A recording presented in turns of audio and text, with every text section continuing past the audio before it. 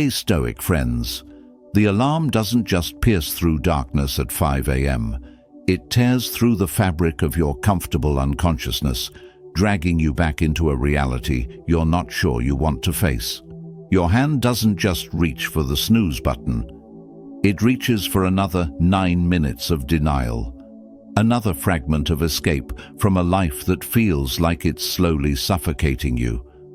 That weight on your chest isn't just tiredness.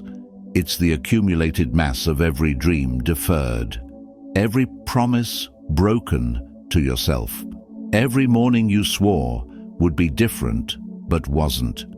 You lie there, thumb scrolling mechanically through the curated perfection of other people's lives, watching them run marathons while you can't even run from your bed to the bathroom without feeling defeated.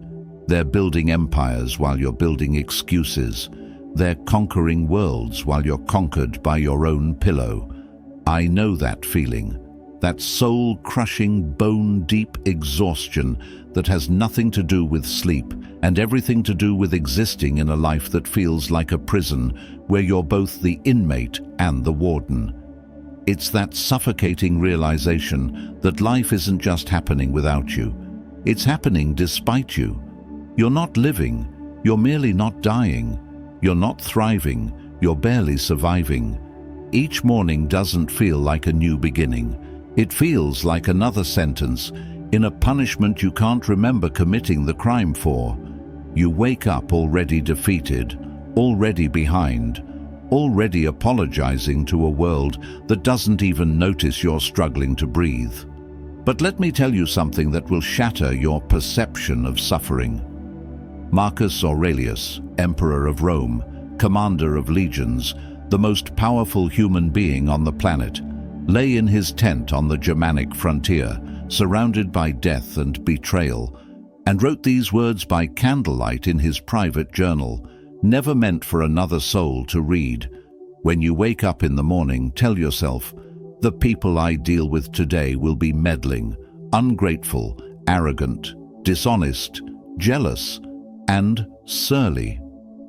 They are like this because they can't tell good from evil. But I have seen the beauty of good and the ugliness of evil, and have recognized that the wrongdoer has a nature related to mine. Think about the earth-shattering profundity of that confession. The man who could execute anyone with a gesture, who commanded the known world, who held the power of gods in his mortal hands. Even he had to negotiate with his own mind just to face the sunrise. Even he knew the terror of consciousness returning each morning. This is the secret they don't want you to know. Every single human being who has ever achieved greatness has fought the same morning battle you're fighting right now. The difference isn't that they had better circumstances, better genetics, or better luck. The difference is they discovered something so powerful, so transformative, that it turned their morning misery into morning mastery.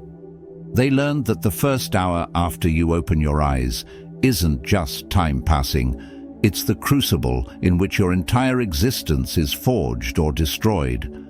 Those 60 minutes determine not just the quality of your day, but the trajectory of your entire life, because how you conquer your morning is a prophecy of how you'll conquer your existence. The ancient Stoics, those warriors of the mind who built the philosophical foundations that would outlast empires, they understood something we've catastrophically forgotten in our dopamine-drunk, notification-addicted, instant gratification-poisoned world. They knew that morning isn't merely a time of day. It's a sacred battlefield where your higher self wages war against your lower nature.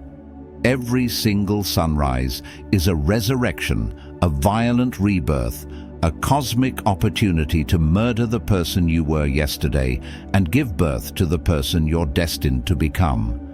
But most people sleep through their own resurrection. Most people hit snooze on their own transformation. Today, I'm not just going to share information with you. I'm going to hand you the keys to a prison you didn't even know you were locked in. I'm going to reveal 5 morning practices so powerful so fundamentally transformative that they'll feel like you're committing violence against your old self. These aren't gentle suggestions or feel-good affirmations. These are psychological weapons of mass construction that will demolish everything weak within you and build something unbreakable in its place. These are the exact same principles that allowed Marcus Aurelius to govern an empire while watching his children die, that gave Epictetus the power to find radical freedom while his body was literally enslaved, that enabled Seneca to maintain perfect equanimity while conspirators plotted his assassination. But here's the brutal, unfiltered truth that most of you aren't ready to hear. This video, these words, this moment of inspiration will mean absolutely nothing, will change absolutely nothing, will improve absolutely nothing unless you do one thing that terrifies most people more than death itself. Commit with such ferocity that retreat becomes impossible. I'm not asking you to watch this video. I'm demanding you participate in your own revolution. I'm not suggesting you listen. I'm commanding you to transform. Because at the end of each principle I reveal, I'm going to require something from you that will make you uncomfortable. A public declaration, a written commitment in the comments that will serve as a contract with your future self. This isn't about me building my channel or gathering engagement. This is about you, finally stopping the cycle of consumption without implementation. This is about you putting your name on the line, making yourself accountable to not just yourself, but to every other warrior in these comments who is fighting the same battle. Because transformation in isolation is nearly impossible, but transformation in community becomes inevitable. When you declare your intention publicly, you're not just making a promise, you're lighting yourself on fire so that retreat means burning alive. So before we descend into the depths of these life-altering principles, I need you to do something that will seem small, but is actually monumental. Hit that like button, not because you enjoyed the content, but as a blood oath to yourself that you're ready to wake up to your power. Subscribe and assault that notification bell because this journey doesn't end with this video. It begins here. Share this with someone whose life you want to save, someone drowning in their own morning misery who needs this lifeline. And whatever you do, even if your attention span is screaming at you to skip ahead, don't you dare miss a single second of what's coming. Each principle builds upon the last like layers of armor, creating a morning routine so powerful it will feel like you're performing an exorcism on your own mediocrity. Right now, in this moment before we begin, I need you to do something that will separate you from the 99% who will watch this and change nothing. Go to the comments and type these exact words. Today, I choose to wake up to my power. But don't just type them. Feel them burning through your fingertips, searing themselves into your consciousness. Because the moment you hit send, you've started a war with your old self. And in war, there's only victory or death. Choose wisely. Now let's get into it. Number 1. The Morning Pages. Dialogue with your soul. Before the sun touches your face, before the world makes its demands, before your phone floods your mind with other people's emergencies, there's a sacred moment. The Stoics called it the morning examination. Picture this. It's 5:30 a.m. Sarah, a single mother of 2, sits at her kitchen table. The house is silent. Yesterday she yelled at her kids, missed a deadline, and cried in her car during lunch. But this morning, she opens a simple notebook and writes 3 pages. No structure, no judgment, just raw truth pouring onto paper. Marcus Aurelius did this. His Meditations, the most influential philosophical text in history, was never meant to be read by us. It was his morning dialogue with himself. "Confine yourself to the present," he wrote on one particularly difficult morning. "Here's what happens when you write 3 unfiltered pages every morning. You meet yourself, the real you, not the Instagram you, not the professional you, not the you that everyone expects. The you that's terrified, hopeful, angry, and divine all at once. Your mind is like a snow globe that's been shaken all night by dreams, worries, and subconscious processing. The morning pages let everything settle. You pour out the mental debris, the resentments, the fears, the wild dreams, and suddenly clarity emerges. That problem that seemed insurmountable. Your hand writes the solution. That person you can't forgive. Your pen finds compassion. But here's the profound part. You're not just writing. You're performing surgery on your own thoughts. You're catching the negative patterns before they metastasize into your day. You're identifying the stories you tell yourself that keep you small. Some mornings, you'll write about your grocery list. Others, you'll unlock traumas you didn't know existed. Both are sacred. Both are necessary. Because this isn't about being profound.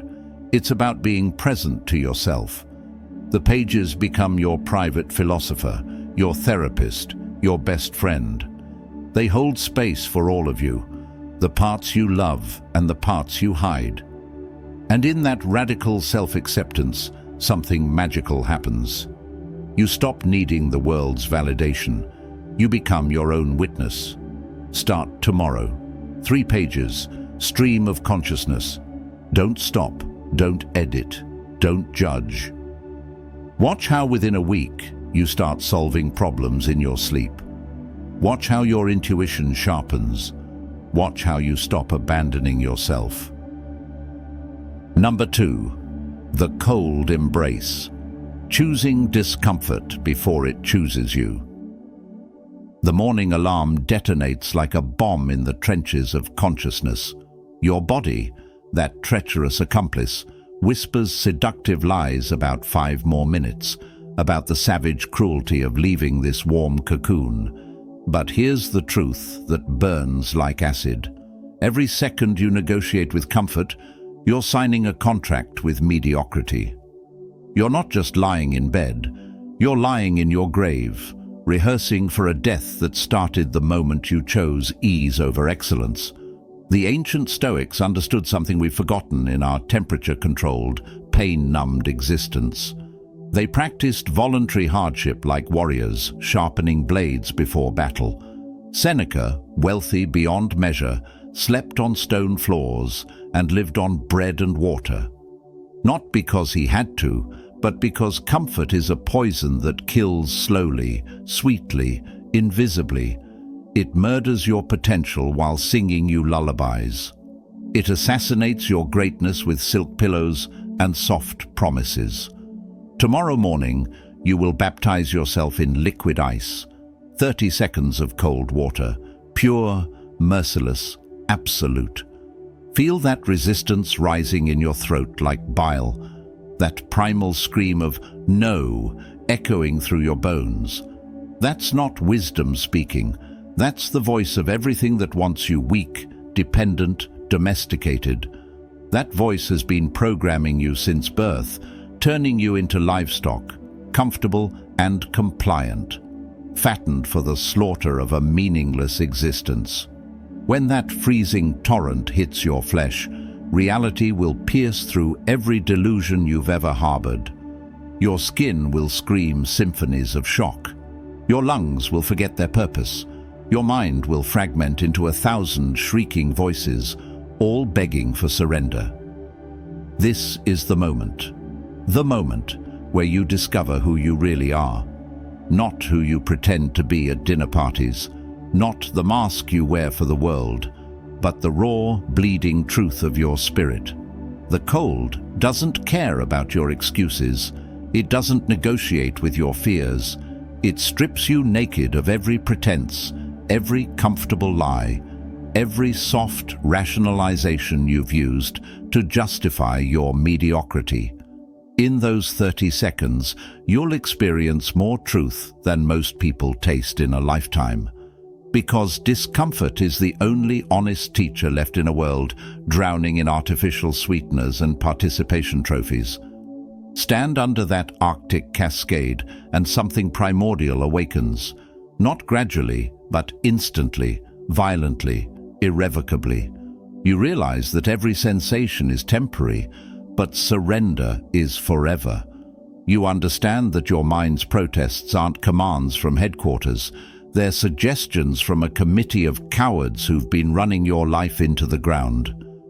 The cold water doesn't just wake your body, it resurrects your soul from the walking death of comfort addiction. Here's what the comfortable never understand. Life is already uncomfortable. It's uncomfortable by design, by nature, by cosmic decree. Disease doesn't schedule appointments. Death doesn't send courtesy notices. Heartbreak doesn't ask permission. The universe is a cold shower that's coming whether you're ready or not. The only question that matters, the only question, is whether you'll meet that cosmic cold as a warrior who's danced with discomfort every dawn, or as a soft creature who's spent a lifetime hiding under warm blankets, unprepared for the ice that always, inevitably comes.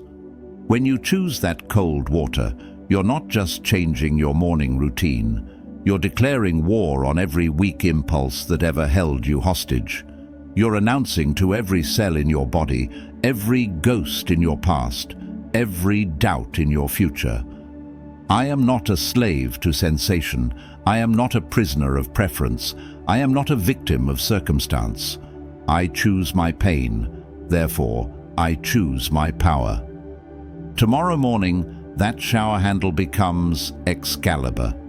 Pull it toward cold, and you're not just adjusting water temperature, you're adjusting your destiny, because the person who steps into that freezing waterfall and the person who emerges are separated by an eternity.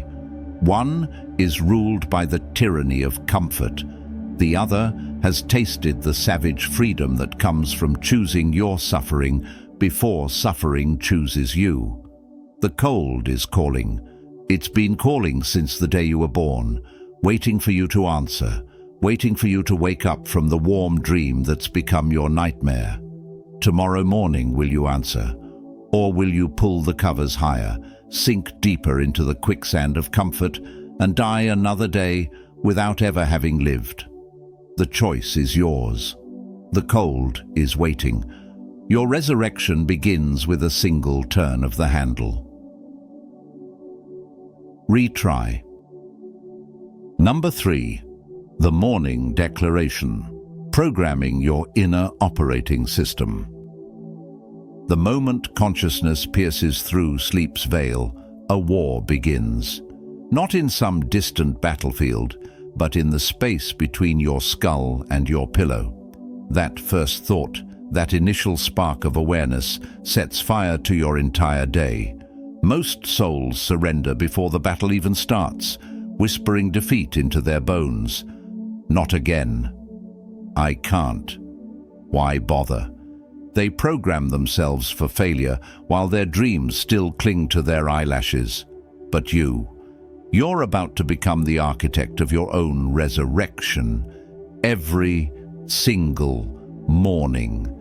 Epictetus, born in chains yet freer than emperors, discovered the ultimate paradox of power.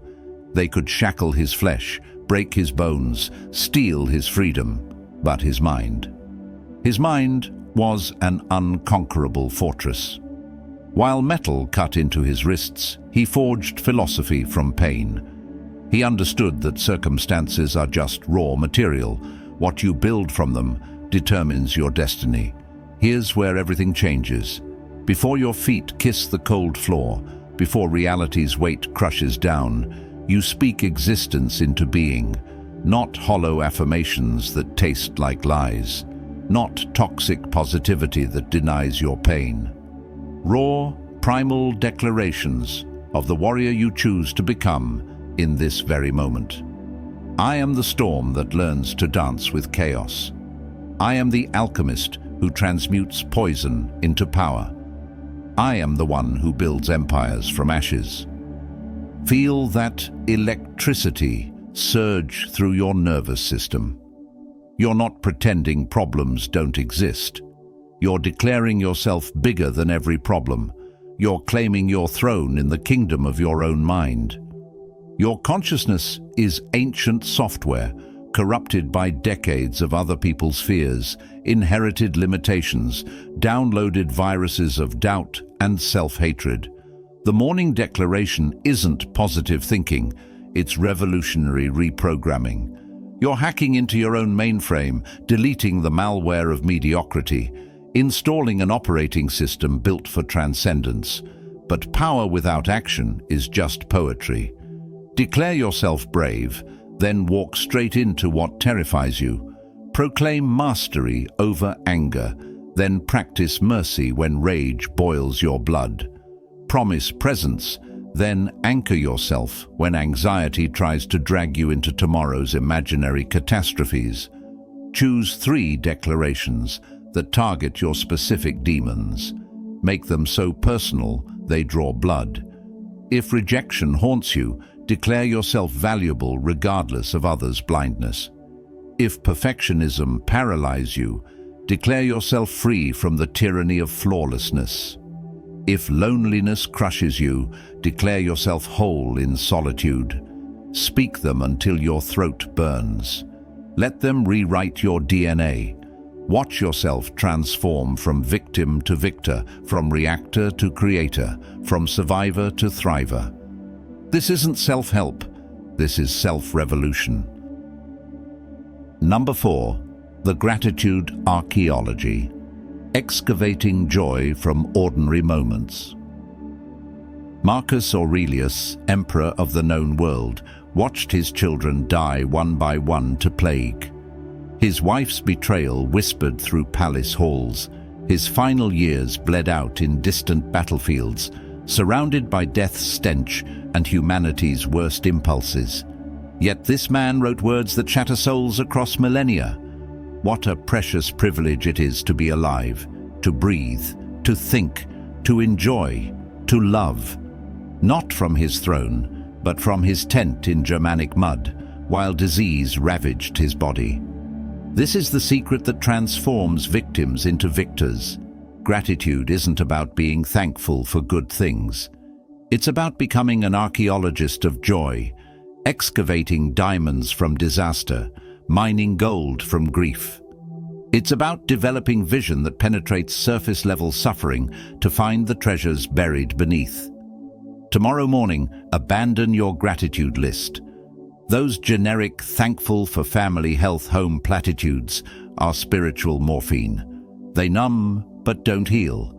Instead, seize one mundane moment from yesterday, that spilled coffee, that traffic jam, that argument, and perform radical surgery on it. Dissect it. Find 5 hidden gifts pulsing within its core. That traffic jam that stole your time? It gifted you involuntary meditation. It forced you to witness the sunset you would have missed.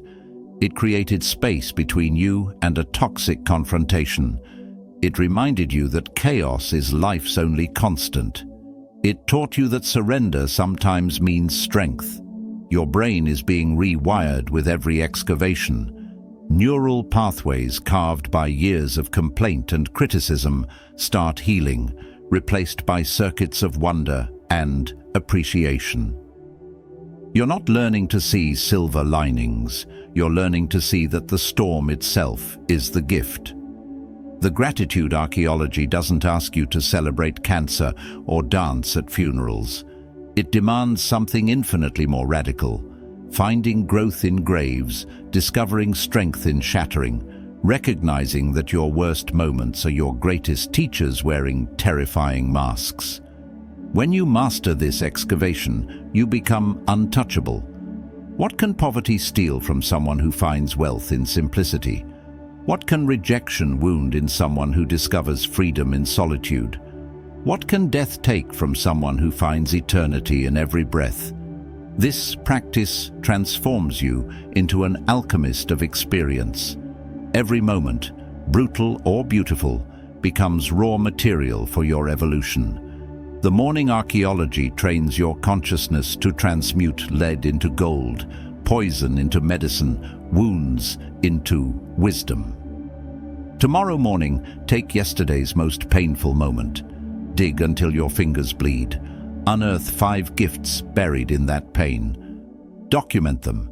Feel how your ribcage expands, how your perception shifts dimensions, how your victim narrative combusts into phoenix flames. You're not finding reasons to be grateful. You're discovering that gratitude itself is the reason. Number 5. The morning fast. Feeding your discipline, starving your weakness. Seneca proclaimed, "Every self-indulgence must be resisted, and the appetite must be especially kept in check." But this transcends mere hunger. This is about reclaiming the throne of your own existence. This is about becoming sovereign over the kingdom of your impulses. Every dawn delivers you a fully charged battery of willpower. Most mortals immediately hemorrhage this power, surrendering to the screen's hypnotic glow, negotiating with the snooze button's seduction, stuffing their emptiness with whatever processed poison promises instant comfort. By the time the sun climbs high, they're depleted, drained, defeated, slaves to every whisper of want, prisoners to every scream of craving. Here's where you separate yourself from the walking dead. Delay your first meal by at least 2 hours after consciousness returns. Only water passes your lips, perhaps black coffee's bitter baptism, perhaps tea's austere embrace, nothing else. Let hunger knock at your door and choose not to answer. Your mind is already manufacturing excuses, isn't it? Breakfast is sacred. My metabolism will crash. I'll faint. That panic clawing at your throat, that's not survival instinct. That's your weakness begging for mercy. Your body is an ancient machine designed to survive famines, to endure seasons of scarcity. Your ancestors hunted on empty stomachs for days. You can handle 2 hours. When you embrace the morning fast, alchemy occurs. Your body becomes a furnace, burning its own fat for fuel. Your mind sharpens into a blade, cutting through mental fog. Your energy stabilizes into sustainable power. But biology is just the beginning. Philosophy is the destination. You're proving to every cell in your body that comfort doesn't control you. You're demonstrating that you can feel hunger's bite and choose not to flinch. You're building discipline's muscle with every minute of voluntary discomfort. The morning fast becomes your training ground for existence itself. Life will demand you endure. It will require you to delay gratification while watching others indulge. It will test whether you're strong enough to choose tomorrow's triumph over today's pleasure. When you master your morning appetite, you master the architecture of all temptation. This isn't about denial, it's about dominion. You're not unable to eat, you're choosing not to. That distinction is everything. That's the gap between victim and victor, between slave and sovereign, between those who are lived by life and those who live deliberately.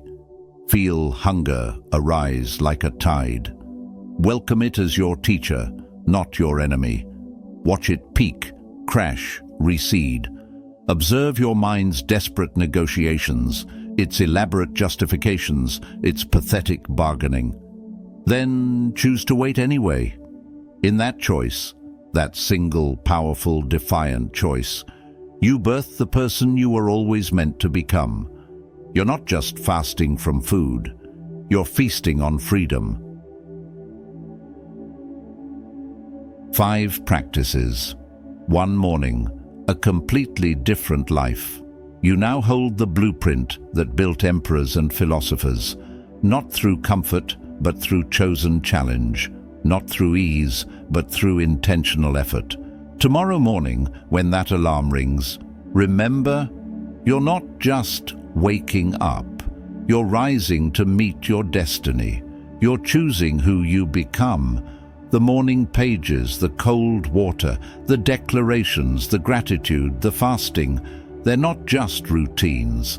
They're your daily rebellion against mediocrity, your training ground for greatness.